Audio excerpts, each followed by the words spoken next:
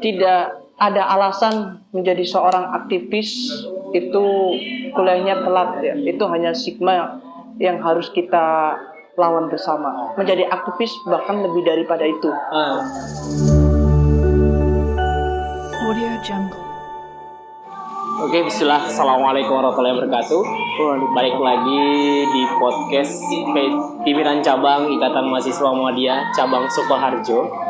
Kali ini kita sudah bersama narasumber, yaitu Mas Adam Ilham Mizani. Bagaimana kabarnya, Mas? Alhamdulillah sehat nih. Sehat, luar biasa ya. Beliau ini sudah selesai menempuh pendidikan di Universitas Muhammadiyah Surakarta dan sedang melanjutkan ya? Ya, insya Allah selesai juga. Selesai juga, wah, udah S2 bentar lagi. S2.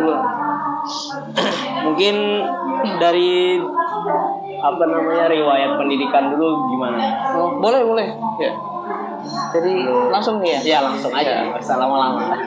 Jadi kalau pendidikan alhamdulillah saya menempuh pendidikan semuanya di Muhammadiyah. Ya, dari MI Muhammadiyah, SMP Muhammadiyah, SMK Muhammadiyah, kemudian S1 juga di kampus Muhammadiyah, S2 juga di kampus Muhammadiyah. Tuh, jadi garis hijau sekali nih. Iya. Kalau di belah dadanya ada lambang Muhammadiyah, Pak. Sudah ada lambang mataharinya. Saking Muhammadiyah banget gitu ya. Untuk kesibukannya sekarang apa, Mas? Untuk kesibukan kalau kerja itu biasa sebagai pengajar guru di salah satu sekolah Muhammadiyah. Terus juga aktif ya. Ikut organisasi PD IMM Jawa Tengah. Di PD IMM Jawa Tengah. Dan sesuai dengan tema kita juga pada sore hari ini, yaitu kita membahas tentang bagaimana kita tuh bisa menjadi seorang yang aktivis tapi juga berprestasi gitu ya. Nah, tentunya Mas Adam ini adalah sosok seseorang yang memiliki prestasi yang banyak lah ya. Contohnya mungkin Mas, apa prestasi ya? Untuk prestasi ini kan salah satunya ada ajang bergengsi tuh di kampus ya. Ada ajang bergengsi di kampus dan itu agendanya setiap tahun. Itu namanya pemilihan mahasiswa berprestasi UNS. Pilmapres ya? Ya betul, Pilmapres itu. Terus selain Pilmapres juga ada program PPKN dan sebagainya. Nah dulu di fakultas kita itu sempat vakum. Ya, sempat vakum terkait dengan kompetisi itu. Nah, saya mengikuti mencari partner di berbagai fakultas, terus mencoba untuk mengikuti program kreativitas mahasiswa, ya. Dan satu-satunya PPKN dari fakultas agama kita itu agama Islam, itu yang bisa lolos. Pendanaan ya, pendanaan. Dan alhamdulillah bisa goal impian dari Fakultas Agama Islam untuk bisa mengikuti PKM lagi seperti itu. Alhamdulillah. Nah dari situlah kita bertahap untuk bisa mengikuti proses seleksi mahasiswa berprestasi UNS. Itu walaupun syaratnya banyak sekali tuh. Ya, ada syarat utamanya punya publikasi, kemudian ada bahasa terutama bahasa Inggris ya. Itu juga harus diutamakan itu. Nah, itu bagian dari pengalaman yang nggak pernah terlupakan bagi saya. Karena merasakan banget seluk-beluknya. Betul. Dinamikanya terasa sekali. Dulu kebetulan pembimbing saya, pembimbing PKM ini Pak Suharjanto. Oh, Pak Suharjanto. Iya, Pak Suharjanto itu sampai nganter saya ke Karanganyar, kemana itu. Totalitas. Tapi dari hasil itu ternyata membuahkan perjuangan. Sangat membekas. Iya. Ada pengalaman. Dulu saya kemarin juga sempat disuruh ikut sama Ustadz Muhammad Harun Jinan buat ikut Pilmapres tanpa ada seleksi seperti itu. Oh langsung ya? Iya, karena di PAI kan karena kosong itu. Oh iya betul. Disuruh ikut yang di UMS, tapi juga nggak tahu keterlanjutannya gimana. Itu sih. Mungkin itulah teman-teman sekilas dari biodata dari narasumber kita pada sore hari ini. Nah, mungkin salah satu tips ataupun langkah ataupun cara bagaimana kita bisa menggapai prestasi itu gimana sih? Maksudnya kan kemampuan orang-orang itu kan beda-beda ya. Ada yang mungkin ahlinya di sini ataupun bagaimana. Mungkin ada tips ataupun langkah-langkahnya gitu. Oke. Jadi prestasi ini kan menjadi satu kebanggaan bagi orang ya. Iya, betul. Bagi orang karena di situ akan banyak memberikan motivasi ataupun inspirasi bagi banyak orang gitu. Iya. Nah, itu dorongan dalam diri saya pribadi bagaimana caranya ini gitu. Nah, sebenarnya banyak trik. Pertama tergantung kemampuan setiap orang, ya. Kemampuan dia di bidang apa gitu ya. Iya. Entah di bidang literasi, teknologi, ataupun mungkin di teknologi rekayasa dan lain sebagainya. Nah, kebetulan ini kan saya hobinya suka nulis dan lain sebagainya. Nah, karena melihat ya kemampuan diri di soal literasi, ya akhirnya itu yang harus dikembangkan. Makanya trik yang pertama itu kita harus bisa membaca diri kita itu kemampuannya di mana itu. Oh, iya. Kadang kan orang itu sulit gitu. Iya. Kamu mampunya apa sih? Saya itu bingung ya. Kemampuan saya ini apa itu? Gak tahu soalnya. Nah, kadang malah menutup diri. Betul. Jadi kemampuan membaca diri itu penting. Kenapa? Karena disitulah kita akan mengetahui keterampilan kita apa. Iya, betul. Nah, setelah kita mengetahui keterampilan kita apa, baru nanti ada stepnya lagi. Nah, stepnya apa? Step yang paling yang biasa saya lakukan adalah saya pasti mencari partner. Partner yang sefrekuensi, yang bisa mengembangin bareng nih. Nah, karena sama-sama di dunia literasi, dunia pengembangan sosial humaniora, masyarakat dan sebagainya, ya sudah saya cari partner kakak tingkat yang mungkin sudah pernah berkecimpung, berpengalaman di dunia seperti itu. Nah, baru ikuti jejak rekamnya. Nah, ikuti jejak rekamnya, tiru atau bahasa orang sekarang itu ATM itu ya. ATM. Amati, modifikasi. Ya, tiru dan modifikasi. Dan modifikasi itu. Ya. Itu serasa menjadi pilihan alternatif yang harus kita jajaki ya. Nah, itu. Terus yang trip yang selanjutnya itu selain kita perlu partner, kita perlu konsistensi. Konsistensi itu kontinuitas untuk melakukan gerakan itu. Ini penting karena kalau kita sekali mencoba dan merasa puas, nanti hasilnya nggak maksimal. Jadi kalau sudah berhasil di titik satu, jangan merasa puas dulu tuh. Iya, betul. Nah, baru lakukan gerakan-gerakan yang lain. Nah, yang keempat, kita perlu planning. Nah, planning selanjutnya ketika target ini sudah on target, kita mau ke ranah apa lagi nih? Iya. Nah, itu harus. Jadi nanti ketika ini sudah selesai nggak bingung. Kira-kira target saya apa lagi ya? Nah, itu yang kemungkinan trip yang harus dilakukan banyaknya mahasiswa ya, terutama anak-anak IMN seperti itu. Jadi harus banyak sekali ya, Mas. Ada 4 poin lah yang saya catat di sini. Pertama, kita harus bisa memahami kemampuan diri kita. Nah, betul. Jangan sampai menjadi orang yang menutupi diri bahkan. Karena ada orang itu yang dia tuh di situ gitu loh. Misalnya ahli di situ, tapi dia tidak mau menunjukkan dirinya. Nah, gitu. banyak sekali itu. Jadi bisa malah penghalang dia untuk menuju lebih sukses atau lebih berprestasi. Kemudian juga bisa mencari partner ataupun teman kerjasama. Karena kita kan juga makhluk sosial gitu kan. Tidak bisa berjalan sendiri. Tentunya membutuhkan partner biar lebih maksimal gitu apa yang kita inginkan. Dan tentunya manajemen diri tadi kan salah satunya dengan memplanning ke depan kita harus apa. Bahkan kan kita juga harus memplanning 10 tahun ke depan tuh kira-kira apa yang mau kita capai gitu. Bahkan ada yang tokoh itu mengatakan catatlah 100 keinginanmu gitu. Untuk bisa jadi langkah kita untuk menuju hal tersebut. Baik, mungkin dari beberapa poin itu teman-teman semua bisa memahami lah bagaimana trik kita atau tips kita untuk bisa menjadi orang yang berprestasi salah satunya. Nah, menurut Mas Adam sendiri aktivis itu seperti apa sih? Mungkin aktivis banyak lah ya. Bisa aktivis organisasi, bisa aktivis masjid kan? Iya, betul. Atau aktivis bermacam-macam. Nah, mungkin menurut Mas Adam gimana tuh aktivis itu? Aktivis ini kan kalau bagi saya itu orang yang mempunyai produktivitas kegiatan, di luar kegiatan formalnya. Ya ini kuliah. Nah, itu aktivis. Nah, dan model aktivis itu beragam. Tadi apa yang kamu sampaikan, aktivis masjid, kemudian aktivis organisasi, aktivis prodi dan lain sebagainya. Itu bagian dari roda kehidupannya mahasiswa. Jadi kalau secara mengkerucut, aktivis itu orang yang mempunyai produktivitas lebih daripada mahasiswa kuliah yang lainnya pada umumnya. Hanya sebatas kuliah pulang. Nah, bedanya di situ, dia punya kelebihan aktivitas. Nah, aktivis yang perlu diteladani dan lain sebagainya itu dia kalau di bahasanya anak IPM itu tertib dalam ibadah, tertib dalam organisasi, benar. ya kan, tertib dalam belajar. Minimal potret aktivis itu ya seperti itu. Tiga itu. Kan kadang banyak mengatakan saya aktivis itu, tapi kadang peribadahannya lupa, bolong-bolong gitu. Gara-gara nah ini bagi saya belum bisa dikatakan sebagai aktivis paripurna nih. Nah, terus ada juga ya, dia aktivis ya dan sebagainya, tapi kadang kuliahnya terlambat. Ini menjadi problem yang mungkin harus dipecahkan. Kenapa kok masih banyak aktivis yang tidak bisa mengimbangkan? Tidak bisa mengimbangkan. Nah, ini menjadi persoalan. Jadi gambaran aktivis itu ya dia orang yang mempunyai produktivitas yang beda dengan mahasiswa umumnya seperti itu.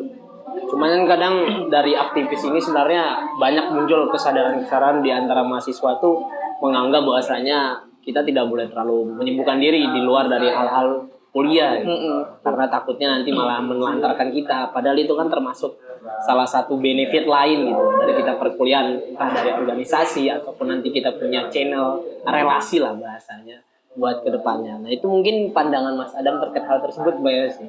Atau mungkin ada yang masih itu menganggap aktivitas dia di luar kuliah itu seperti mungkin main game ataupun hal itu sudah menganggap dirinya sudah produktif gitu. Padahal mungkin di sisi orang lain melihat bahwa itu tidaklah produktif gitu, tidak menghasilkan apa-apa. Mungkin gimana? Jadi yang perlu digarisbawahi ya, menjadi mahasiswa itu kan privilege ya. Privilege itu keistimewaan yang harus dimaksimalkan betul waktunya. Dia mau dimaksimalkan buat apa sih kegiatan ketika dia jadi mahasiswa? Apakah hanya sebatas formalitas kuliah atau dia pengen membuat keistimewaan yang lain? Nah itu mahasiswa. Nah plus lagi kalau dia menjadi aktivis ya dia privilege-nya plus. Tidak hanya sekedar batas mahasiswa, jadi plus aktivis. Nah, keuntungan kita mengikuti aktivis itu pertama ya, bagi saya networking-nya jelas. Jaringan yang kita akan akses itu mudah. Contoh ya, di UMS itu kan puluhan ribu mahasiswa ya. Siapa sih yang kira-kira bisa ketemu rektor di ruangan rektor? Ya. Paling ketika kita ketemu mungkin kalau pas wisuda, penyerahan dikalungin hanya sebatas itu. Tapi kalau aktivis enggak. Aktivis punya jalur-jalur pintu-pintu langit yang bisa membuka bertemu dengan orang-orang penting di petinggi rektor. Jadi di situ ada pelajaran yang perlu kita ambil, belajar lobbying, belajar negosiasi, ya kemudian belajar merawat jaringan. Itu penting. Itu hanya bisa ditemukan ketika kamu menjadi seorang aktivis. Karena kan di bangku kuliah dosen nggak bakal mengajarkan ini loh, teknik lobbying kepada dosen. Kalau kamu nilainya jelek, tesisnya nggak di ACC, skripsinya susah, kita nggak punya trik. Tapi kalau aktivis pasti dia punya trik. Gimana caranya meyakinkan dosen? Itu salah satunya. Jadi bisa merawat networking. Nah, yang kedua tentu punya knowledge yang lebih, pengetahuan yang luas. Karena yang dibahas itu tidak hanya prodinya dia, fakultasnya dia, multi beragam pengetahuan. Bisa bahas tentang kebangsaan, nasionalisme, moderasi dan sebagainya. Kan beragam sekali itu. Nah, itu hanya ditemukan di forum-forum diskusinya aktivis. Ya walaupun di bangku kuliah ada. Tapi kan hanya sebatas formalitas saja. Nah, selain wawasan terkait dengan pengetahuan, yang paling terpenting dari aktivis itu kan memberi keteladanan. Keteladanan itu kan bisa beragam apa yang mau kita berikan. Keteladanan itu bagi saya yang paling penting keteladanan pikiran. Iya. Karena keteladanan pikiran itu akan bisa merubah orang. Betul. Dalam hal ini pemikiran yang bijak, pemikiran yang bisa membawa perubahan, perbaikan.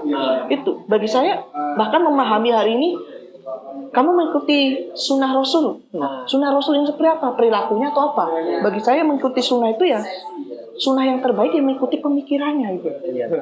Kemudian diikuti dengan perilakunya dan sebagainya. Nah itu jadi aktivis itu ya harus memberikan keteladanan dari segi apapun lah. Seperti itu. Baik, berarti memang kita sebagai mahasiswa tuh udah punya privilege sebenarnya. Betul. Ditambah lagi dengan aktivis tuh ada privilege tambahan lagi. Plus nilai plus banget gitu. Jadi jangan sampai teman-teman semua kita tuh mengurung diri atau jangan tidak mau berkembang diri dengan orang-orang lain, karena tentunya nanti ketika kita pun sudah masuk ke dunia yang nyata setelah pernikahan lah bahasanya, tentu kita akan lebih berbaur dengan banyak orang dan lebih memahami bagaimana keadaan hidup yang nyata gitu. Karena di kuliah sendiri kan masih diberikan sangu dan sebagainya kan dari orang tua, jadi tidak butuh kesempatan kita untuk mencoba berkali-kali untuk salah gitu. Untuk berbuat apapun itu selama itu untuk kebaikan kita dan pengalaman kita ke depan. Nah, menurut Mas Adam sendiri kan ada stigma gitu. Kalau kita jadi aktivis lah ataupun jadi orang yang aktif di berbagai organisasi. Bahkan saya dulu karena semangatnya ikut organisasi, cerita sedikit. Semester 1 baru jadi maba tuh hampir sampai 5-6 organisasi saya ikuti semua. Iya. Itu lagi semangatnya Iya, itu. lagi semangat. Semua UKM diikuti. Iya.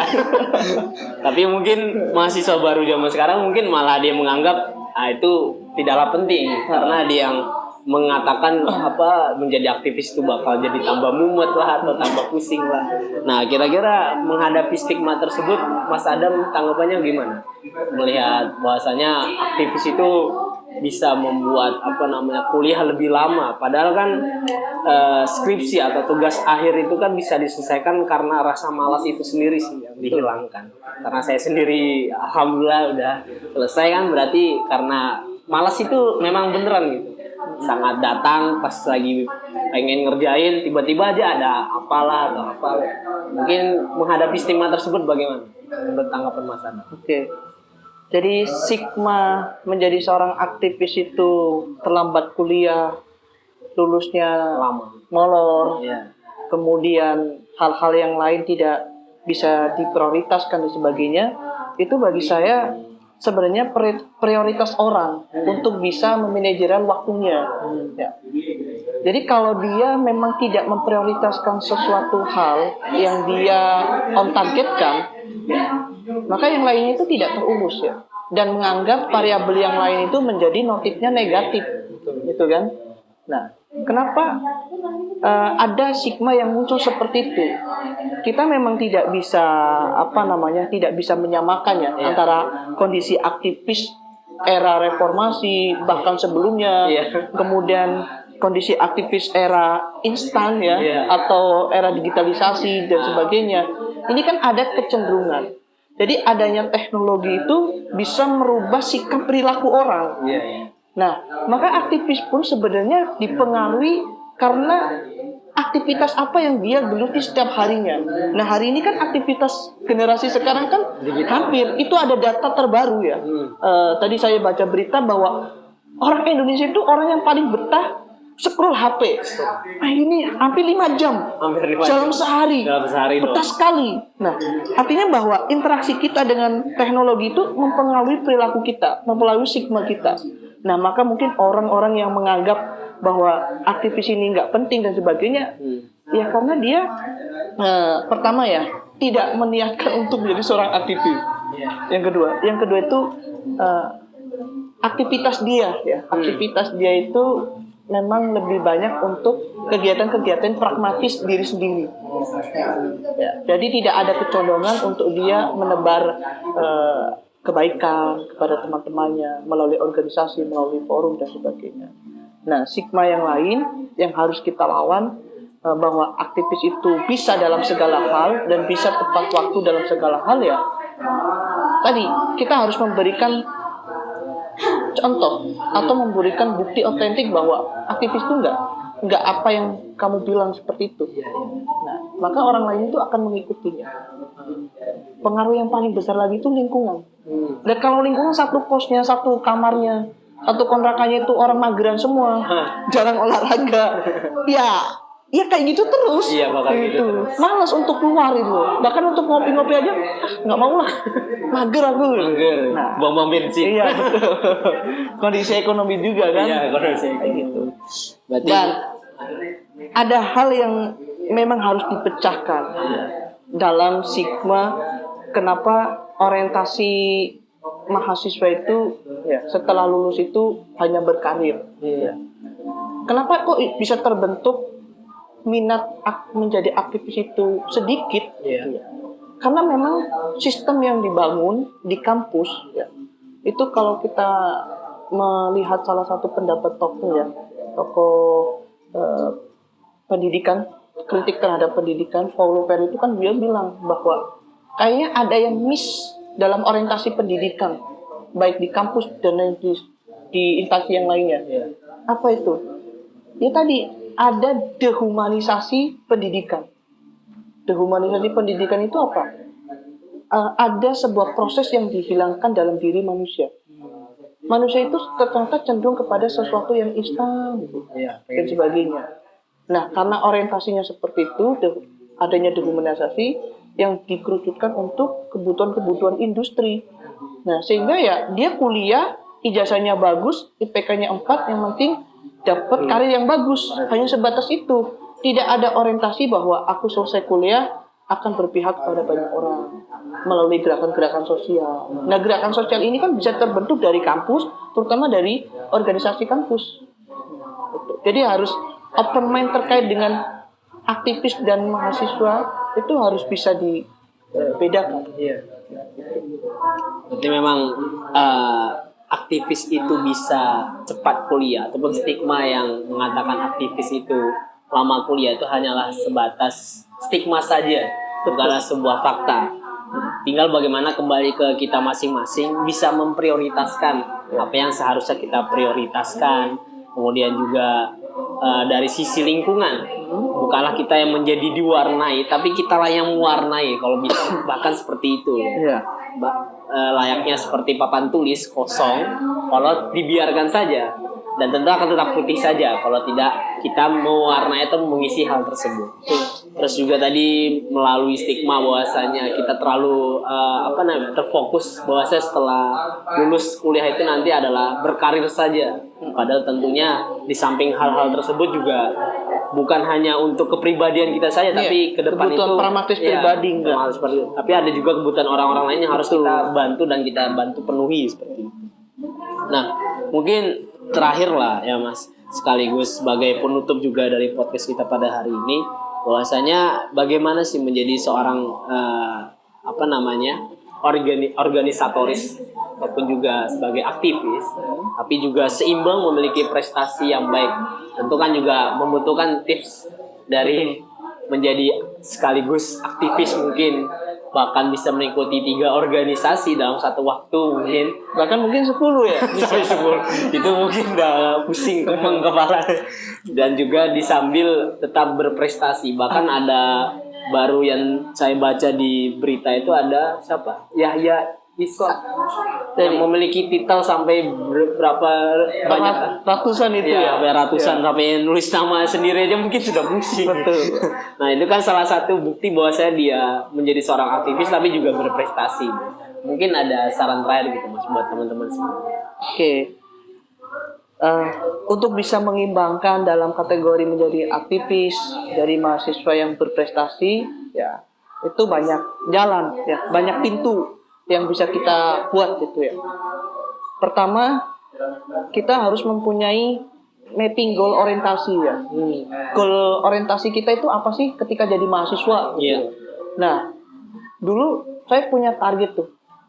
Target mimpi yang sudah dibuat sejak SMP kelas 3. Nah, saya terinspirasi itu melihat film 100 Impian.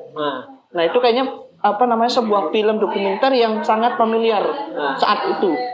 Termotivasi untuk membuatkan rumus impian. Kebetulan saya mempunyai rumus impian 13 tuh. Salah satunya harus jadi dosen. Dan nggak tahu ini jadi apa enggak gitu. Nah, itu yang belum keconteng. Nah, pertama kita harus punya target. Kita harus punya rencana, mapping dream, dream book. Dream booknya kira-kira kita punya nggak nih? Semester 1 kita targetnya apa sih? Semester 2 apa? Atau enggak kita kalkulasikan semester 1 sampai 3 akan prioritas kemana? Akademik. Nanti semester 4 sampai 6 ini mau prioritas organisasi. Coba-coba dulu organisasi. Nanti semester 7 sampai 8 studi akhir atau apa? Nah, ini harus kita planning tuh. Nah, setelah itu, setelah kita memiliki dream book, kita perlu untuk menargetkan timeline-nya. Targetnya kira-kira ini kapan? Semisal di semester 2 sudah tercapai target, cari target yang lain.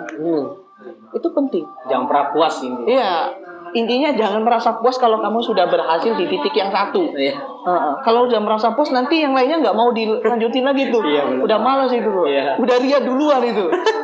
Dari dulu. Iya, ria kan dalam hal ini ya. Kalau kita orang berilmu, kemudian kita membagikan ilmunya kan itu nggak apa-apa. Iya. Orang berharta tapi memiliki harta didermawankan itu kan boleh. Ya boleh. Nah, kembali lagi nih, Iya. Trimbo, kemudian kamu punya timeline-nya, penargetannya kapan. Nah, yang ketiga baru dicari strateginya.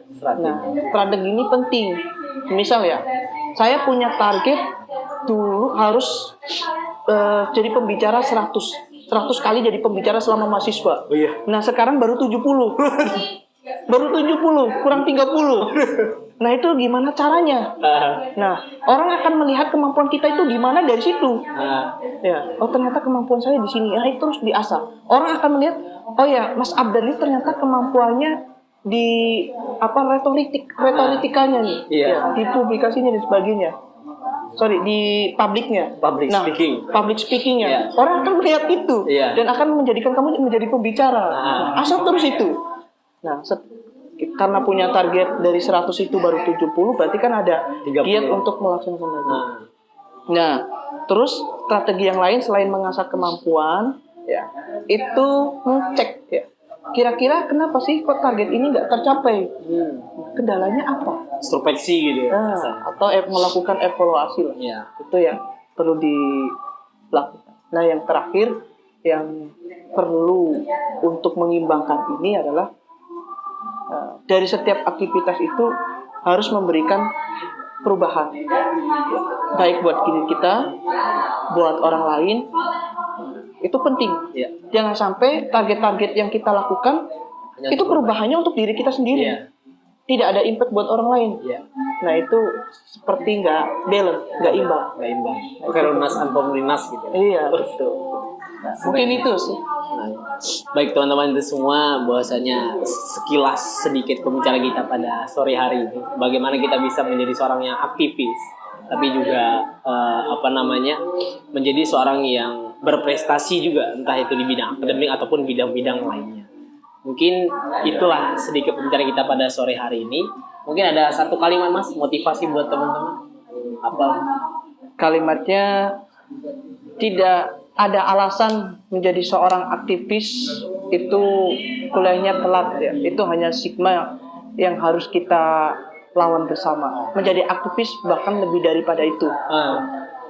Nah, mungkin kita harus mengikuti slogan dari pelajar IPM ya. Apa? Tertib ibadah, tertib organisasi, tertib dalam belajar. Itu penting, harus diseimbangkan. Siap. Berarti kita harus tertib untuk segalanya. Betul. Karena Islam sendiri mengatur segala hal yang ada di dunia ini. Mungkin itu saja. Saya selaku moderator pada podcast sore hari ini, saya Muhammad Abda Syakura, pamit undur diri. Jelas ada kesalahan, mohon maaf. Dan juga Mas Adam tentunya sudah sangat luar biasa memberikan pemaparan terkait tema kita pada sore hari ini. Sekian dan sampai jumpa di podcast selanjutnya. Wassalamualaikum warahmatullahi wabarakatuh. Waalaikumsalam warahmatullahi wabarakatuh. Audio Jungle.